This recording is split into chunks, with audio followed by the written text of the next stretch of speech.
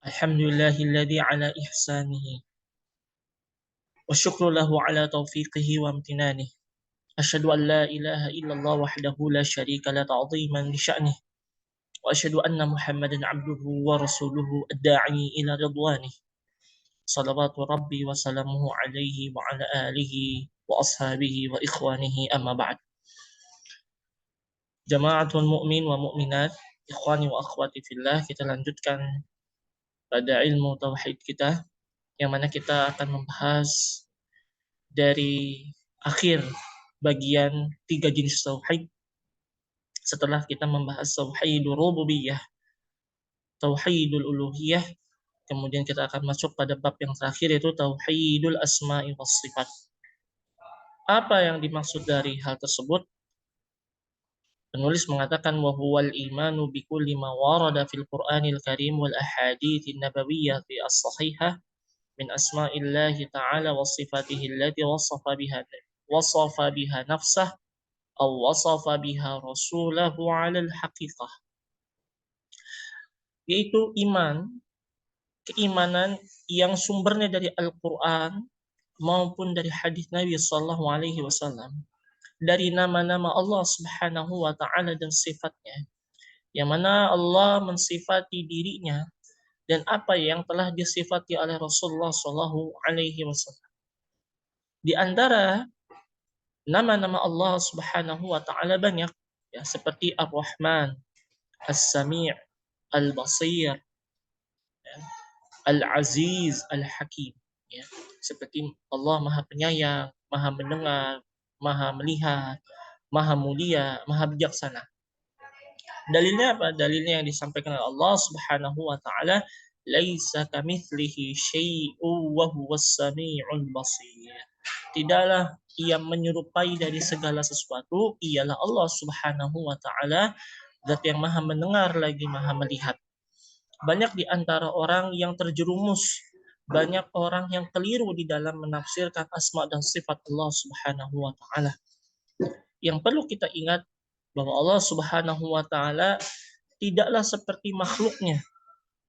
Dengan logika dasar, tangan Allah Subhanahu wa taala tidak akan mungkin seperti tangannya manusia dan makhluknya.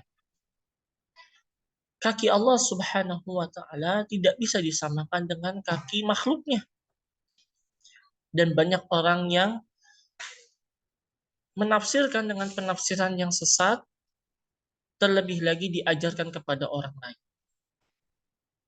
Banyak di antara orang, bahkan para ustadz, mengistiwakan dari penama dan mengistiwakan dari Allah Subhanahu wa taala, yang harusnya adalah istawi ini adalah bersemayam.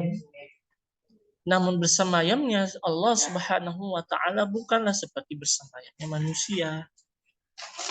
Banyak akhirnya menafsirkan Allah Subhanahu wa taala istaula ala syai', yaitu menguasai segala sesuatu. Dan ini tidak penafsirannya bukan seperti demikian. Ya. Karena Imam Malik bin Anas, Imam Darul Hijrah rahimahullahu taala, mengatakan dalam konsep tauhid asma dan sifat Allah. Beliau mengatakan al-istiwa'u ma'lum wal kaifiyatu majhul was-su'alu anhu bid'ah wal imanu bihi wajib. Yang artinya istiwa Allah itu, atau istiwa itu konsepnya maklum, diketahui, ya. Wal kaifiyatu majhul, tentang bagaimananya bentuk istiwa Allah Subhanahu wa taala ini tidak diketahui, ya. Was-su'alu anhu bid'ah, terlebih lagi menanyakan hal tersebut perkaranya bid'ah, ya. Wal imanu bihi wajib, dan beriman kepadanya adalah wajib, ya. Karena tidak semua di dalam pendalilan atau di dalam konsep agama Islam itu diketahui atau ditafsirkan dengan akal.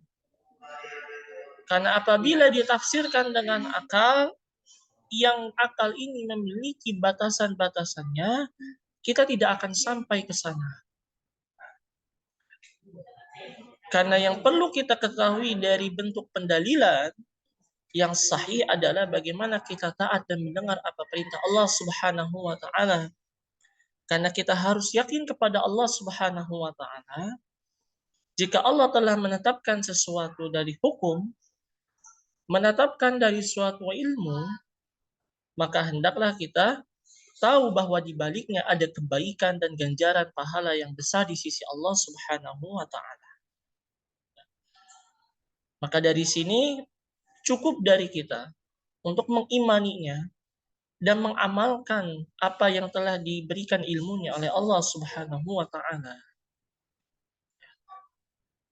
Tidak akan mungkin pandangan Allah Subhanahu wa taala seperti pandangan manusia yang memiliki batasan.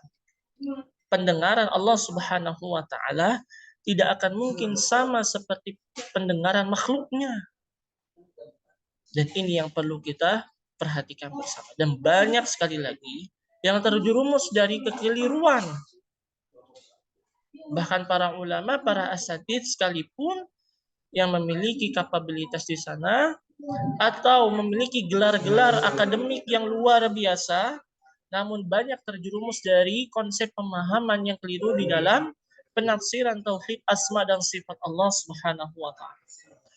Maka ahlu sunnah wal jamaah memiliki bekal dari manhaj tersebut agar senantiasa untuk mengimani dari hal tersebut, meyakini bahwa Allah Subhanahu wa taala telah menetapkan dari tauhid.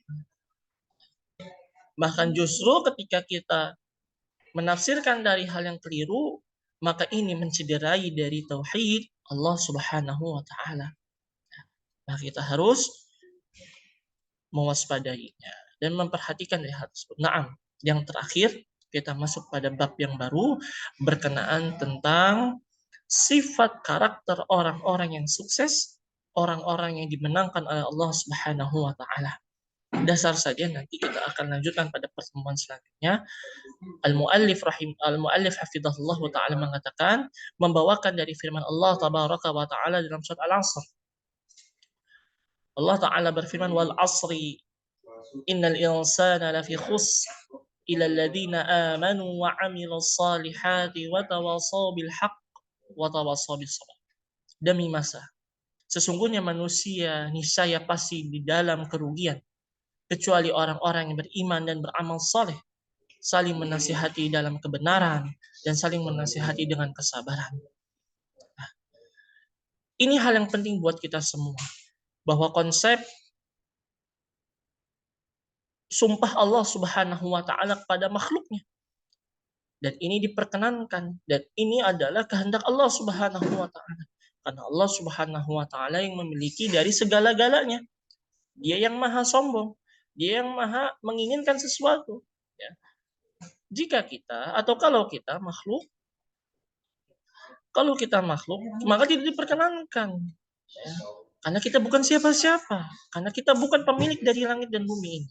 Ya.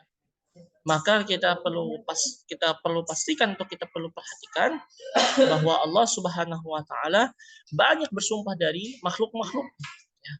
Dan konsep dari sifat orang yang beruntung ini ada 4, nanti kita akan dalami pada pertemuan selanjutnya, yaitu beriman yang pertama, kemudian beramal salih, kemudian menasihati dalam kebenaran dan menasihati dalam kesabaran. Apa itu saja insyaallah taala pada pertemuan selanjutnya.